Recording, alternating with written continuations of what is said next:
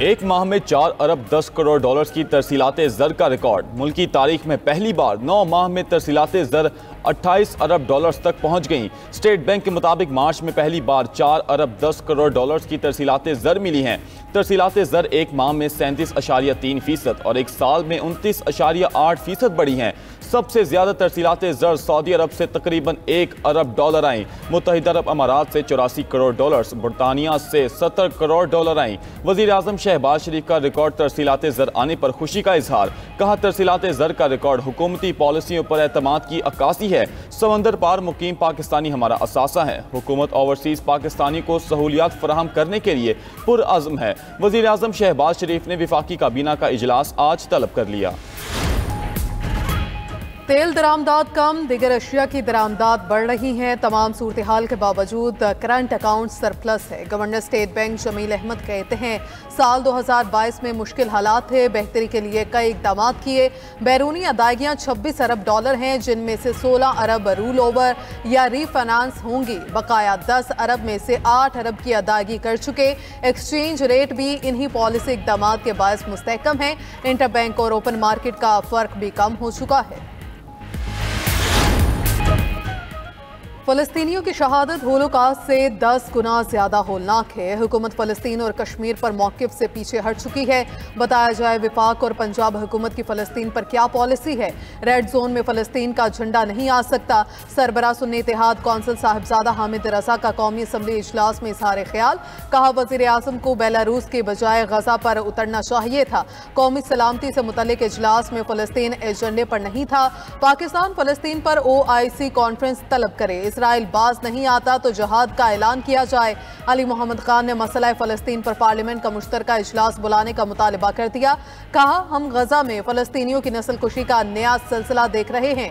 फ़लस्तीन का वही हल होगा जो फ़लस्तीनी अवाम को काबिल कबूल होगा। पीपल्स पार्टी के अब्दुल कादिर पटेल ने कहा, बदकिस्मती से एक सियासी जमात ने यहूदी की इंतखाबी मुहिम चलाई थी। इसराइल आज पाकिस्तान में किसकी रिहाई का मुतालबा कर रहा है।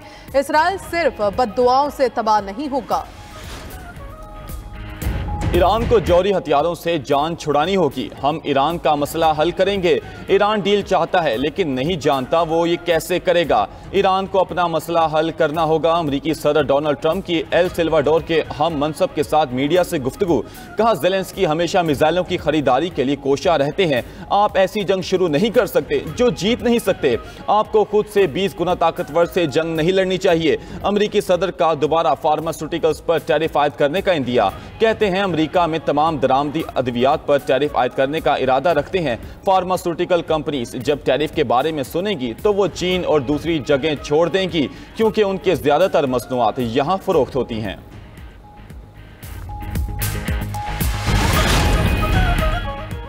चीनी सदर शी जिनपिंग जनूब मशरकी एशियाई ममालिक के 3 रोज़ा दौरे पर वियतनाम पहुंच गए। चीनी सदर की हनोई में वियतनाम के सदर लो विंग कॉन्ग और वज़ीर आज़म फॉम मिन चिन से मुलाकात। वियतनाम के साथ रेलवे, एयरलाइंस, सप्लाई चेन समेत 45 मुआहिदों पर दस्तखत। चीनी कर्जे से दोनों ममालिक के दरमियान रेलवे लाइन तामीर करने का भी मुआहिदा। चीनी सदर ने कहा, तजारती जंगों में कोई फाते नहीं होता।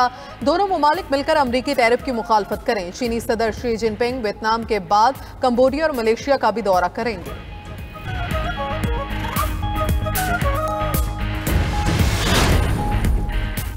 ट्रंप की पॉलिसियों ने अमरीकी मईशत की बुनियादें हिला दी। विफाकी पॉलिसियों से गैर यकीनी सूरत हाल और कसाद बाजारी के खदशात में इजाफा। अमरीका में बेरोजगारी की शरह में 44% इजाफे का खदशा। फेडरल रिजर्व बैंक ऑफ न्यूयॉर्क के मुताबिक बेरोजगारी की यह शरह अप्रैल 2020 के बाद बुलंद तरीन सतह पर है। अमरीकी अपनी मुलाजमत के बारे में अदम तहफ़्फ़ुज़ का शिकार हैं।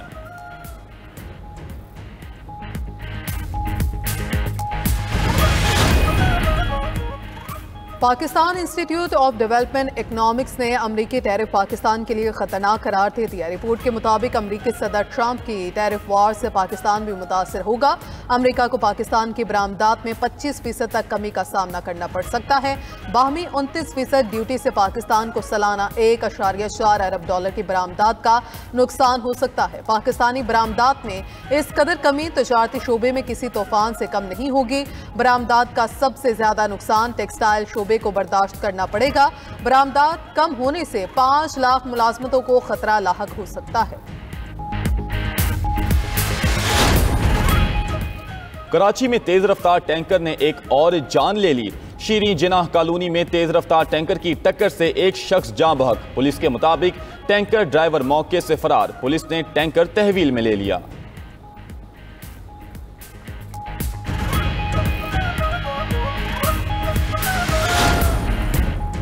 कराची के इलाके लांडी इंडस्ट्रियल एरिया में बर्फ के कारखाने में गैस सिलेंडर धमाका। कारखाने की छत गिर गई। 2 अफराद जाँ बहक, 4 जख्मी। चारों जख्मियों की हालत भी तशवीशनाक है। रेस्क्यू हुकाम के मुताबिक छत गिरने से 6 अफराद जख्मी हुए थे, जिनमें से 2 अस्पताल पहुंचकर दम तोड़ गए।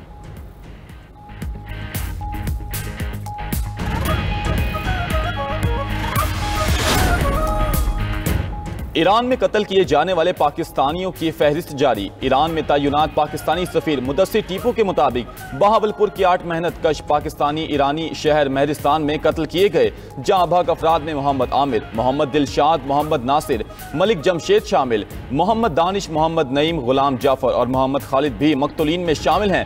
पाकिस्तानी सिफारतखाना ईरानी हुकाम से मुकम्मल राब्ते में है। जाँ बहक पाकिस्तानियों की मैयतें जल्द वतन भिजवाई जाएंगी। दूसरी तरफ बहावलपुर में सोग की फजा, मकतूलीन के वुरसा गम से निढाल हैं।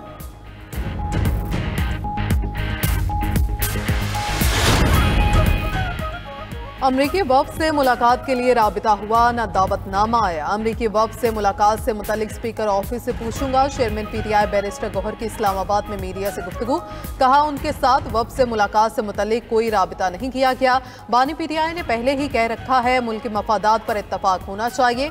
अगर हमसे कोई राबिता होता तो हम जरूर जाते। दूसरी तरफ पीटीआई के पार्लिमानी पार्टी इजलास में तेज जुमलों का तबादला हुआ। अमरीकी सफारतखाने की दावत के बावजूद ना जाने पर सवालात किए गए। खान ने पूछा जब दावतनामा भेजा गया है तो क़यादत क्यों नहीं गई। बैरिस्टर गौहर ने कहा ईमेल चेक की, मुझे कोई दावतनामा नहीं मिला। आतिफ खान ने बताया सफारत खाने की तरफ से दावत दी गई थी।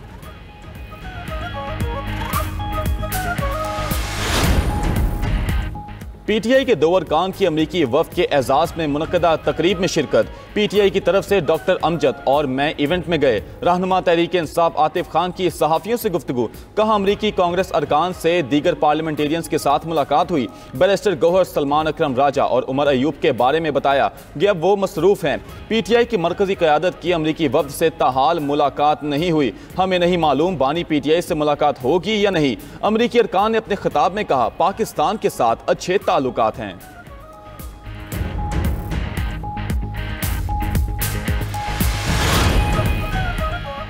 अमरीकी अरकान कांग्रेस ने दौरा पाकिस्तान को कामयाब और मुस्बत करार दे दिया। रुकन कांग्रेस जैक वार्नरबर्ग में की दौरे के हवाले से गुफ्तगू। कहा मुलाकातें दोनों मुल्कों के ताल्लुकात को मजीद मुस्तहकम करेंगी। पाकिस्तान और अमरीका के ताल्लुकात की अहमियत मुस्लिम है। पाकिस्तान की अहमियत को मुस्तकबिल में कम नहीं समझा जा सकता। शराकतदारी में मातनियात एक अहम शोबा है। जोनाथन लूथर जैक्सन ने भी दौरा पाकिस्तान को खुशाइंद करार दिया। कहा यकीन है कि पाकिस्तान का मुस्तकबिल इंतहाई रोशन है। थॉमस रिचर्ड स्वासी ने कहा पाकिस्तान अमरीका ताल्लुकात को मजबूत बुनियादों पर इस्तवार करना होगा। पाकिस्तान का दौरा शानदार रहा, मेजबानी पर शुक्रगुजार है।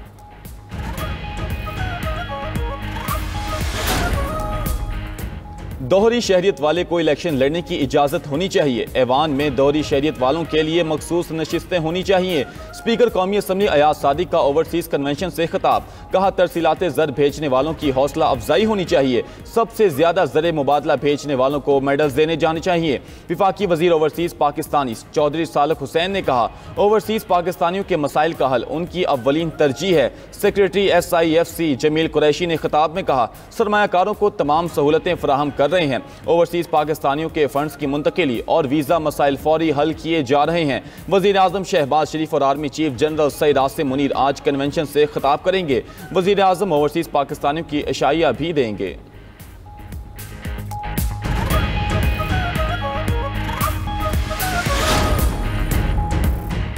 सुप्रीम कोर्ट के आईनी बेंच के लिए मजीद 2 जजेस की नामजदगियों पर गौर। Chief justice Pakistan justice Yahya Afridi ने 18 अप्रैल को जुडिशल कमीशन का इजलास तलब कर लिया।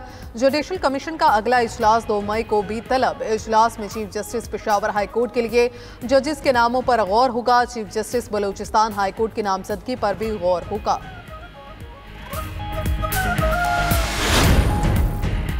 इस्लामाबाद हाई कोर्ट के ट्रांसफर जजेस को काम से रोकने की इस्तदा मुस्तरद। सुप्रीम कोर्ट के 5 रुकनी आईनी बेंच ने जजेस की नई सीनियरिटी लिस्ट मुअत्तल करने की इस्तदा भी मुस्तरद कर दी। अदालत में इस्लामाबाद हाई कोर्ट के जजेस के तबादले और सीनियरिटी से मुतल्लिक दरख्वास्तों पर समाअत। आईनी बेंच ने मुस्तकिल चीफ जस्टिस की तैनाती रोकने की इस्तदा भी मुस्तरद कर दी। जस्टिस मोहम्मद अली मजहर ने रिमार्क्स दिए, सदर ममलिकत के पास जजेस के तबादलों का इख्तियार है। जजेस ट्रांसफर आर्टिकल 200 के तहत हुई। हम जजेस को सिविल सर्वेंट के तौर पर तो नहीं देख सकते। एक जज का ट्रांसफर 4 दर्जात पर रजामंदी के बाद होता है। हाई कोर्ट के 3 जजेस जस्टिस सरफराज डोगर, जस्टिस खादिम सुमरो और जस्टिस मोहम्मद आसिफ को नोटिस जारी। अटॉर्नी जनरल और 5 एडवोकेट जनरल्स को भी नोटिस जारी। केस की समाअत 17 अप्रैल तक मुलतवी। Chief justice Pakistan justice Yahya Afridi से तुर्की और ईरान के सुफरा की अलग अलग मुलाकात। अदालती शोबे में 2 तरफा ताल्लुकात को मजीद वसअत देने पर इत्तफाक किया गया। इलामी के मुताबिक चीफ जस्टिस की ईरानी हम मनसब को दौराए पाकिस्तान की दावत। तुर्की के सफीर ने चीफ जस्टिस तुर्की का खैर सगाली पैगाम पहुंचाया। इस मौके पर चीफ जस्टिस पाकिस्तान ने कहा कि ज़िले अदलिया को अदालती ताउन का हिस्सा बनाया जाए। तुर्की की अदालत तशरीबात, AI टेक्नोलॉजी और डिजिटल निज़ाम से सीखने की ज़रूरत पर जोर दिया।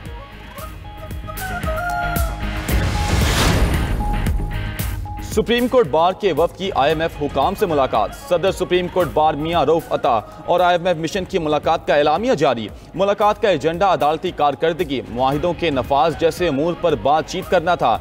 एलामी के मुताबिक मिशन ने मुआहिदों के नफाज और जायदाद के हुकूक के मसाइल पर अपने खदशात का इजहार किया। सदर सुप्रीम कोर्ट बार ने मिशन के सवालात का तफसीली और हकाइक पर मबनी जवाब दिया। मिशन को चीफ जस्टिस की जानिब से अदालती कारकर्दगी बेहतर बनाने के लिए किए गए इकदाम से आगाह किया गया। E-फाइलिंग सिस्टम का नफाज, केस मैनेजमेंट सिस्टम की अस्तर नौ तश्कील से मुतल्लिक आगाह किया गया।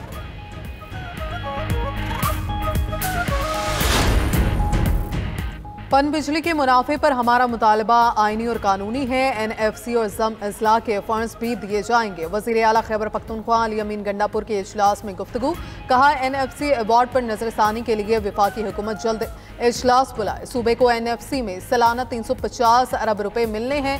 ज़म अजला के मखसूस हालात खसूसी तवज्जो के मुतकासी हैं।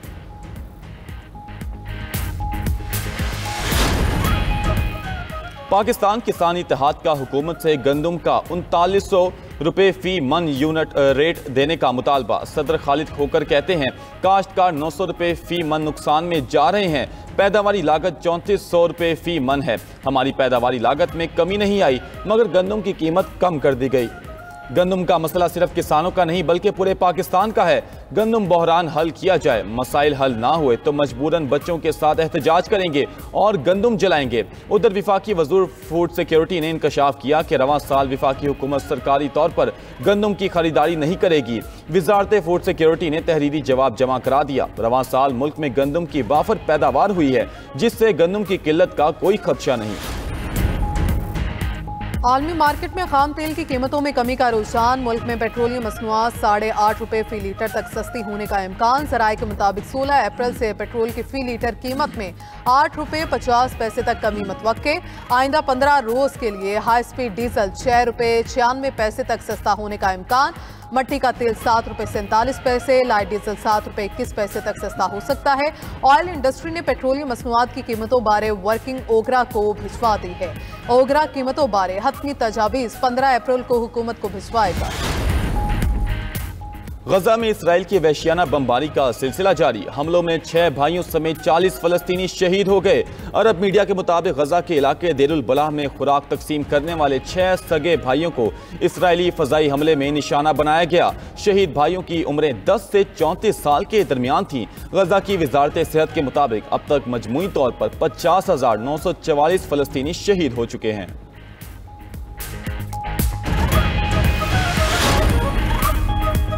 हमास ने खुद को सियासी ढांचे में डालने के लिए पेशकश कर दी। इसराइल ने हमास का जंग का मुकम्मल खात्मा और गजा की पट्टी से फौज के इनखला का मुतालबा मुस्तरद कर दिया। गजा में जंग बंदी के लिए काहिरा में हमास इसराइल मुज़ाकरात बगैर किसी नतीजे के खत्म हो गए। अरब मीडिया के मुताबिक हमास ने जंग बंदी मनसूबे पर जवाब देने के लिए मजीद मोहलत तलब कर ली। हमास गजा का पट्टी में काबिल भरोसा जमानत पर जंग बंदी का मुतालबा। हमास ने यरगमालियों की रिहाई में लचकदार रवैया अपनाने का इंदिया दिया।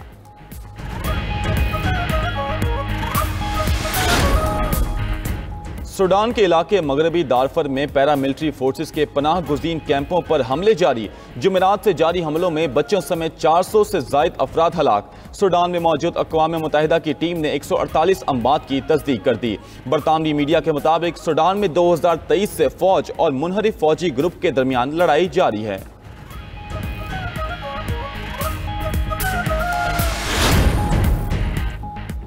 नाइजीरिया में हालात कशीदा। रियासत प्लाटू में मुसल्लह अफराद ने हमला करके 52 अफराद को हलाक कर दिया। दारुल हुकूमत अबूजा से रेड क्रॉस के मुताबिक हमले में 22 अफराद जख्मी हुए। घरों को भी आग लगा दी गई।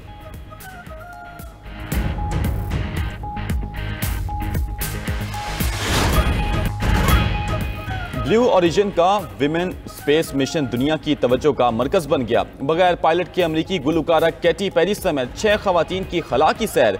11 मिनट तक सैर के बाद तमाम खवातीन की बाहिफाजत जमीन पर वापसी हुई।